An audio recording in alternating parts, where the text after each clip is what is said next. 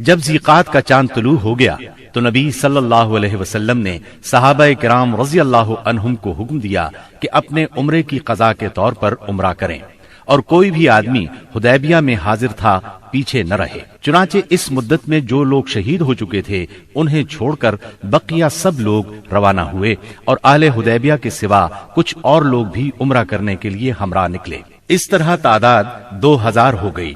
رسول اللہ صلی اللہ علیہ وسلم نے اس موقع پر ابو رحم غفاری رضی اللہ عنہ کو مدینے میں اپنا جانشین مقرر کیا، 60 اونٹ ساتھ لیے اور ناجیہ بن جندب اسلمی کو ان کی دیکھ بھال کا کام سونپا۔ رسول اللہ صلی اللہ علیہ وسلم مکے میں داخلے کے وقت اپنی قصوہ نامی اونٹنی پر سوار تھے۔ مسلمانوں نے تلواریں حمائل کر رکھی تھی اور رسول اللہ صلی اللہ علیہ وسلم کو گھیرے میں لیے ہوئے لبیک پکار رہے تھے۔ مشرکین جبکہ مسلمانوں کا تماشا دیکھنے کے لیے گھروں سے نکل کر کعبے کے شمال میں واقع قویقیان پہاڑ پر جا بیٹھے تھے، انہوں نے آپس میں باتیں کرتے ہوئے کہا تھا کہ تمہارے پاس ایک ایسی جماعت آ رہی ہے جسے یثرب کے بخار نے توڑ ڈالا ہے۔ اس لیے نبی صلی اللہ علیہ وسلم نے حکم دیا کہ وہ پہلے 3 پھیروں میں کندھوں کو ہلاتے ہوئے دوڑ کر چلیں تاکہ کفار کو معلوم ہو جائے مسلمان کمزور نہیں ہوئے۔ اس طرح چلنے کو رمل کہتے ہیں۔ یہ سنت آج تک قائم ہے اور قیامت تک قائم رہے گی۔ اہل مکہ نے اگرچہ معاہدے کی روح سے عمرے کی اجازت دے دی تھی، لیکن تھے وہ بہت طیش میں۔ رؤسائے قریش نے تو شہر کو خالی ہی کر دیا تھا اور کعبے کے شمال میں واقع پہاڑ قویقیان پر چلے گئے تھے۔ رسول اللہ صلی اللہ علیہ وسلم کو دیکھنے کے لیے مشرکین نے لائن لگا رکھی تھی۔ آپ مسلسل لبیک پکار رہے تھے، یہاں تک کہ آپ نے چھڑی سے حجر اسود کو چھوا، پھر آپ نے طواف کیا اور صحابہ کرام نے بھی طواف کیا۔ اس وقت سیدنا عبداللہ بن رواحہ رضی اللہ عنہ تلوار حمائل کیے رسول اللہ صلی اللہ علیہ وسلم کے آگے آگے چل رہے تھے اور رجز کے یہ اشعار پڑھ رہے تھے: خلوا بنی الکفار عن سبیلہ، خلوا فکل الخیر فی رسولہ، اليوم نضربکم علی تأویلہ، کما ضربناکم علی تنزیلہ، ضربا یزیل الہام عن مقیلہ، ویذہل الخلیل عن خلیلہ۔ اے ابنائے کفار، ان کا راستہ چھوڑ دو، راستہ چھوڑ دو کہ ساری بھلائی اس کے پیغمبر ہی میں ہے۔ آج ہم اس کی تعویل پر تمہیں ماریں گے جیسے اس کی تنزیل پر تمہیں مار چکے ہیں، اور مار بھی ایسی ماریں گے کہ کھوپڑی اپنی جگہ سے چھٹک جائے گی اور دوست کو دوست سے بے خبر کر دے گی۔ اس طرح مکے میں آپ نے 3 دن قیام فرمایا، اور اس دوران میں سیدہ میمونہ بنت حارث ہلالیہ رضی اللہ عنہا سے شادی کی۔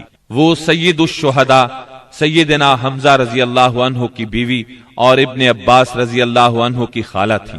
انہیں جب شادی کا پیغام ملا تو انہوں نے اپنا معاملہ سیدنا عباس رضی اللہ عنہ کو سونپ دیا، کیونکہ سیدہ میمونہ کی بہن سیدہ ام الفضل انہی کی زوجیت میں تھی۔ سیدنا عباس نے نبی صلی اللہ علیہ وسلم سے ان کی شادی کر دی۔ 3 دن گزرنے کے بعد قریش نے پیغام بھیجا کہ معاہدے کی شرط پوری ہو چکی ہے، اب مسلمانوں کو چاہیے کہ مکہ سے چلے جائیں۔ آپ نے یہ پیغام ملتے ہی روانگی کا حکم صادر فرما دیا اور وعدے کے مطابق شہر خالی کر دیا۔ موتا اردن میں بلقاء کے قریب ایک آبادی کا نام ہے، جہاں سے بیت المقدس 2 دن کی مسافت پر واقع ہے۔ یہاں کے سردار شرحبیل بن عمرو غسانی نے نبی کریم صلی اللہ علیہ وسلم کے سفیر حارث بن عمیر ازدی کو شہید کر دیا تھا۔ وہ نبی صلی اللہ علیہ وسلم کا خط لے کر اس کے پاس گئے تھے۔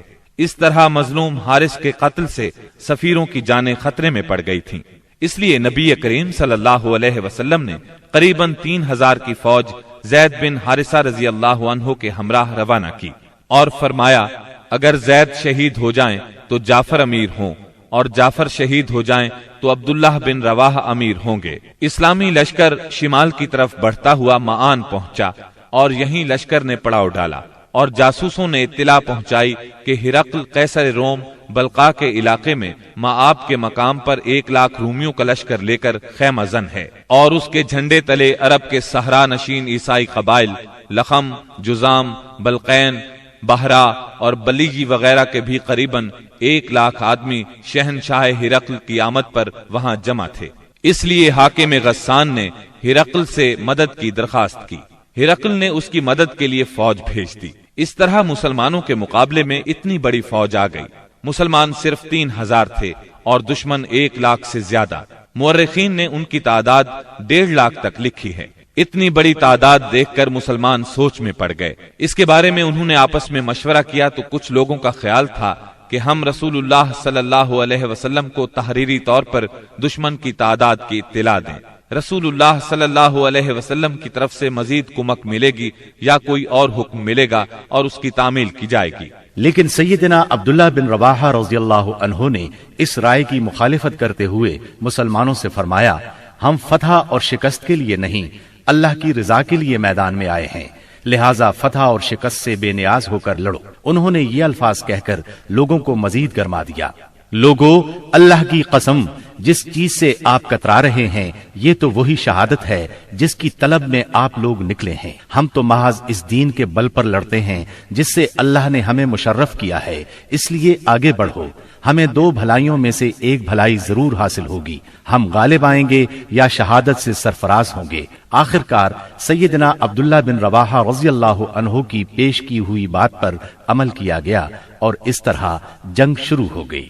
رسول اللہ صلی اللہ علیہ وسلم کے پروردہ سیدنا زید بن حارثہ رضی اللہ عنہ فوج کے سپہ سالار تھے۔ سیدنا زید بن حارثہ نہایت جواں مردی سے لڑتے اور دشمنوں کو مارتے کاٹتے آخر شہید ہو گئے۔ ان کی شہادت کے بعد سیدنا جعفر طیار رضی اللہ عنہ نے جھنڈا اپنے ہاتھوں میں لیا۔ یہ نبی صلی اللہ علیہ وسلم کے چچا زاد سیدنا علی رضی اللہ عنہ کے سگے بھائی تھے۔ 33 سال کی عمر تھی، نہایت جواں مردی سے لڑے، جسم پر 90 سے زیادہ زخم کھا کر شہادت کا جام نوش کیا۔ ان کے بعد سیدنا عبداللہ بن رواحہ رضی اللہ عنہ نے علم ہاتھ میں لیا اور جنگ شروع کی، آخر شہید ہو گئے۔ پھر خالد بن ولید رضی اللہ عنہ نے فوج کی کمان سنبھالی اور 1.5 دن کی شدید ترین جنگ کے بعد اپنے سے 40 گنا فوج کو بھاگنے پر مجبور کر دیا۔ اس جنگ میں 9 تلواریں سیدنا خالد کے ہاتھ سے ٹوٹیں۔ ادھر نبی صلی اللہ علیہ وسلم نے صحابہ کرام کو مدینے میں اسی دن 3 سالاروں کی شہادت کی خبر دی اور بتلایا کہ اب کمان خالد بن ولید کے ہاتھ میں آ گئی ہے، اور اسی جنگ کے بعد سیدنا خالد بن ولید کو سیف اللہ کا خطاب عطا ہوا۔ صلح حدیبیہ کو منعقد ہوئے 2.25 سال گزر چکے تھے اور ہجرت کا 8واں سال ختم ہونے کو تھا کہ کفار مکہ نے عہد شکنی کی۔ ہوا یہ کہ قبیلہ بنو بکر نے جو کفار کا معاون اور حلیف تھا، قبیلہ بنو خزاعہ پر حملہ کر دیا۔ یہ قبیلہ مسلمانوں کا حلیف تھا۔ اس کے نتیجے میں بنو خزاعہ کو شدید جانی و مالی نقصان پہنچا۔ ان بیچاروں نے امان بھی مانگی، بھاگ کر خانہ کعبہ میں پناہ بھی لی، مگر انہیں ہر جگہ بے دریغ قتل کیا گیا۔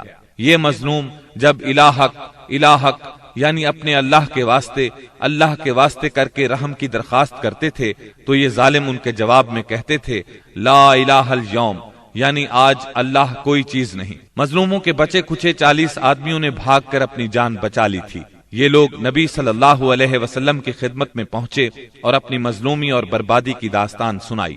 عمرو بن سالم خزائی نے پردرد نظم میں تمام واقعات سنائے۔ اس نظم کے چند اشعار کا ترجمہ یہ ہے: قریش نے آپ سے وعدہ خلافی کی، انہوں نے اس مضبوط معاہدے کو جو آپ سے کیا تھا توڑ ڈالا، ہمیں خشک گھاس کی طرح پامال کر دیا۔ وہ سمجھتے ہیں کہ ہماری امداد کو کوئی نہیں آئے گا، وہ تو ذلیل ہیں اور قلیل ہیں۔ انہوں نے وطیر میں ہمیں سوتے ہوئے جا لیا، ہمیں رکوع اور سجود کی حالت میں پارا پارا کر دیا۔